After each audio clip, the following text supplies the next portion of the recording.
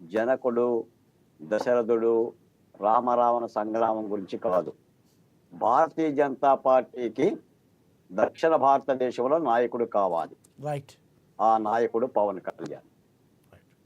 ఈ రోజున రాజకీయ సమీకరణలతోనే పరిపాలన జరుగుతుంది.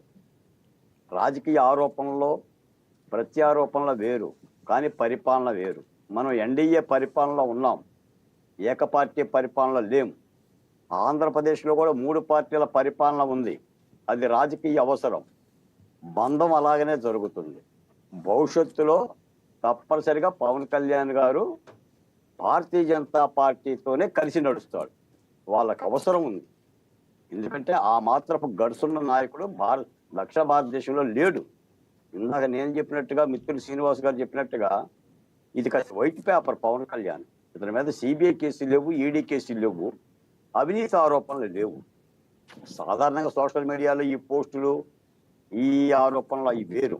రెండోది ఏంటంటే, మేకపిల్లకు పసుపు రాసి కుంకుమ బొట్లు పెట్టి వేపాకు లోపుతూ డప్పులు కొడుతూ తీసుకెళ్తుంటే మేకపిల్ల అనుకుంటుంది నాకు సంబరం చేస్తున్నారు అనుకుంటుంది. తీరా గుడి దగ్గర తీసుకెళ్ళి నాంచారమ్మ గుడికో పోలేరమ్మ గుడికి తీసుకెళ్ళి దాని గొంతుకు వస్తారు. మీకు డిబేట్లలో కొన్ని రాజకీయ పార్టీల ప్రతినిధులు అవసరం. ఆ జనసేనకి, భారతీయ జనతా పార్టీకి, తెలుగుదేశం పార్టీ అధికార ప్రతినిధులకు ఆహారంగా వేయటానికి. ఇప్పుడు 10 మంది చూస్తూ ఉంటుంటారు. పవన్ కళ్యాణ్ అమెరికా అధ్యక్షుడు అవుతాడా, జర్మనీకి అధ్యక్షుడు అవుతాడా, దేశ ప్రధాని అవుతాడా, రాష్ట్రపతి అవుతాడా, ఇవన్నీ ఎవరు మాట్లాడటలా, ఎవరో మాట్లాడరు. అందుకని ఒక పార్టీ జెండా పట్టుకొని మనం మాట్లాడుతున్నప్పుడు మనం జగన్మోహన్ రెడ్డి గారికే చెప్తున్నాం. ఇప్పుడు ఆయన గుడ్డలెప్పదీసి రోడ్డు మీద నిలబెడతాను అన్నాడు. ఒక ప్రతిపక్ష నేత మాట్లాడితే సాధారణంగా ఏమన్నా శభాష్ అన్నది.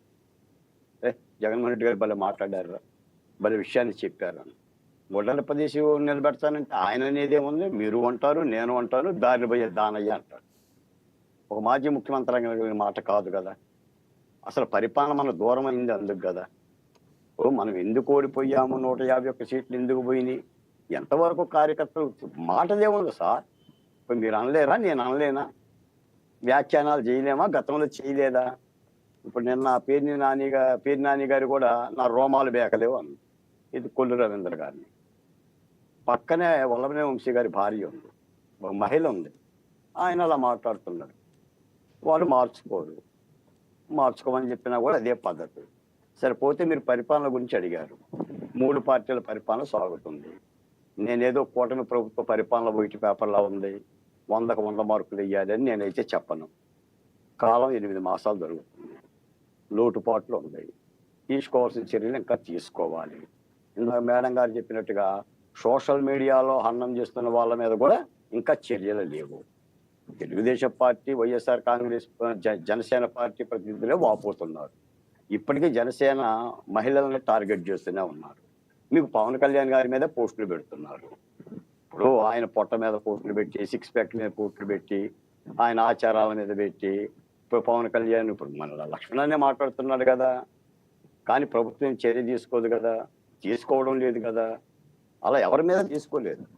శ్రీరెడ్డి మీద తీసుకోలేదు, పోసాని కృష్ణమురళి మీద తీసుకోలేదు, టంపు ప్రభాకర్ మీద తీసుకోలేదు, ఆర్జీవీ మీద తీసుకోలేదు.